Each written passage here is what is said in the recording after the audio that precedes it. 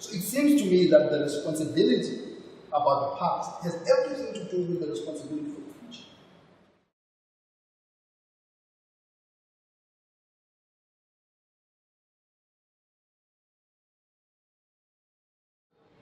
I am of the view that Black consciousness should not be a political organization.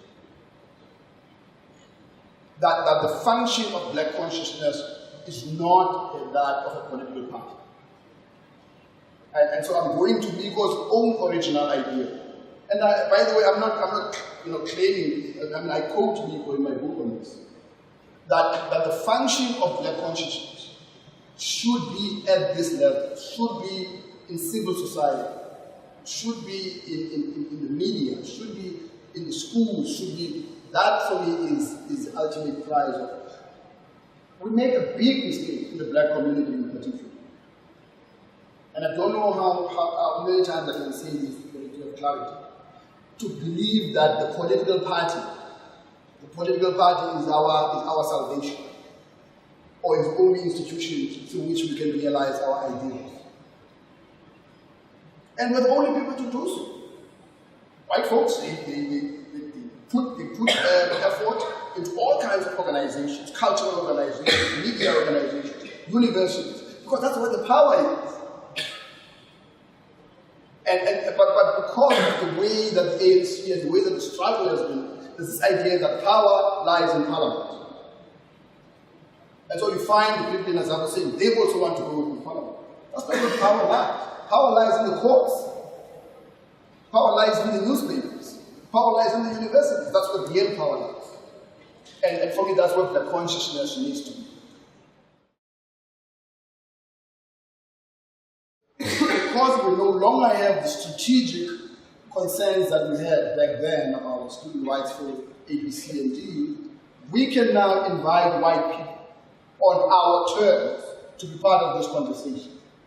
And for me now, what I talk about is what I call consciousness of blackness. I turn this thing around.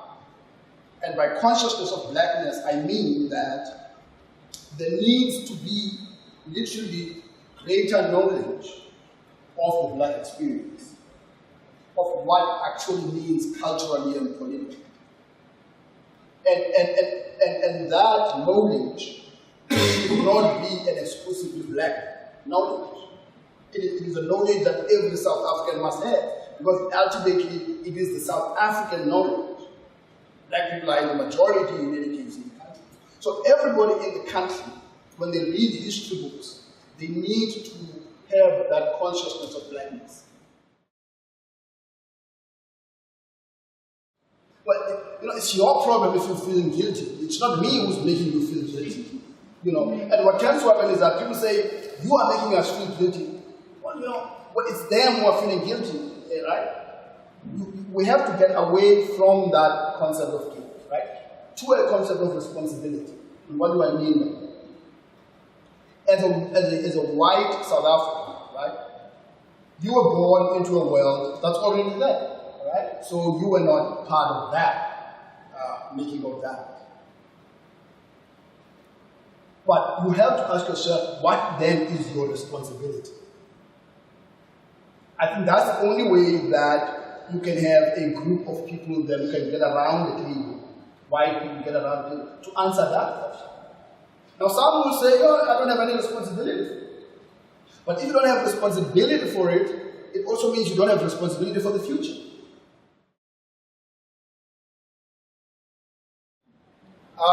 We should have a debate about affirmative action, because I think that in this country, and I say in this country, and I use that deliberately, it's grossly under-theorized, and it's not discussed in intellectual terms. So the way it's discussed is, Black people want more places, and then when you have more black people there, white people are not going to get in there. And that's the long and short of the conversation. And if you look at the literature on affirmative action, there's a book that I always recommend. Write it down. It's called The Shape of the River. How many people have heard about this book? The Shape of the River. The Shape of the River is written by two guys. One is the man called Derek Bock. Ever heard of Derek Bock? Derek Bock was the president of Harvard for 20 years. And William Bowen. William Bowen was president of Princeton for 20 years. And what Bock and Bowen did, they followed 4,000, I think it was 4,000 students, or 40,000 students, who went to American universities through affirmative action since, I don't know, the 70s or the 60s. And they tracked them over time. And they found, and one of the things they found was that, first of all, the students performed very, very well. They actually performed, the students who went to the competitive universities performed much better than the students who actually didn't go to the competitive universities. And the argument that they were making, first and foremost, was that grades are not everything. So Harvard, for example, when it admits students, it doesn't do it simply on the basis of grades. So there's a whole holistic thing that you look at. Because what Harvard is looking at is, and this is the important thing about affirmative action, and this is why places like Harvard will always be ahead of everybody, is what are these students going to bring into the academic enterprise? What does having more black students actually mean for Harvard? And what this book demonstrates is, first of all, Harvard has been persistently #1 in the academic rankings, despite affirmative action. Same with Yale, same with Princeton, right? I mean, all these universities have been doing very well. So I am in support of affirmative action. But there are many, many things that you have to define properly, and those things haven't been defined. Okay?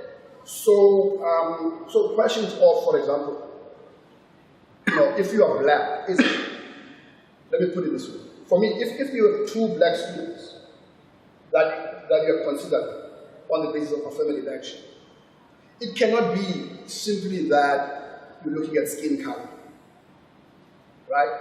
It has to be issues that have to do with what does admitting this black student over that black student actually mean in terms of the academic enterprise, right? So it's not just a matter of numbers. It's not just a matter of saying, no, we want a certain percentage of black students. And because affirmative action is applied like that too much in this country, it reproduces and repeats the stereotype that the blacks are there just to fill the spaces, right? What you need are students who are actually going to come into the university, and you can tell from first year. In fact, I've asked the city if I can be on the admissions committee, because you want to be able to look at students not just on the basis of their grades, but on the basis of who are they, what are their biographies, and what are they like, and that's what they do at Harvard when they admit students, on the basis of affirmative action. Now, when I went to Wits first year, the question was like, why did you go to Fort Hare, right? I mean, you're such a black consciousness guy. Why did you go to Fort Hare? Why do you want to go and study with white people, right? So you caught between the rock and the hard place. Because if you go to Fort Hare, you're still operating within the same homeland, Bandustan educational system. Anyway, but the more serious reason for me is that I went to UCT for the same reason I think I went to Harvard. And for the same reason I think I went to MIT. And for the same reason that I went to Cornell. Put it this way. If I was white, right, that question wouldn't arise. The question, it would be taken for granted that, you go to Harvard, you go to MIT, you go to Cornell, right? And from early on, I am going to go to the best institutions because I'm entitled to go to the best institutions. That's the long and short of it.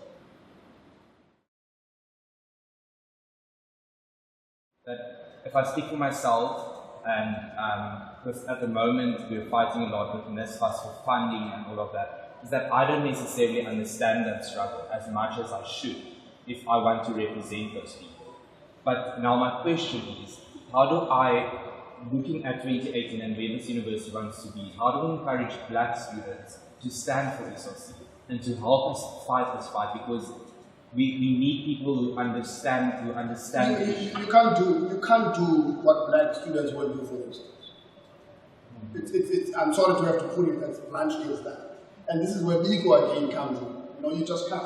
If black students are not organizing and are not doing it for themselves, there is nothing we can do. And so it would seem to me that black students themselves will have to say, okay, what is it that we need to do to assert ourselves and to fight these fights? Otherwise, it becomes the same kind of liberal kind of leadership thing that, you know, people are expecting. One of the things about being a public intellectual, and I've got a new book that has just come out. It's called The Arrogance of Power. It's a collection of my colleagues for the past 20 years. Is how many times I got it wrong. And that's one of the things that I like also you guys as students, as leaders, is that ability to say, you know what, on this one, I really got it wrong. You know, instead of holding on and trying to justify stupid things you said and written in the past. Part of the process of writing is, of course, a process of self-discovery, it's a process of making mistakes. And it's fun. I would encourage you to do it if you want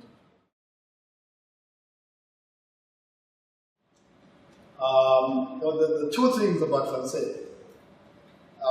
One is he could drink you down, right? I mean, with red wine, Fonseca would just drink you down, right? Two, he was the greatest storyteller you can ever imagine.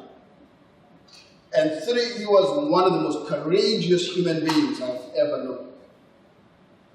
And you know, I'm having goosebumps because he was just such a fine individual. And I spent a number of dinners with him. There was this time we were in Melville and we were having this dinner until right into the early hours, talking about all kinds of things. And one thing about Fonseca was that he never beat about the bush.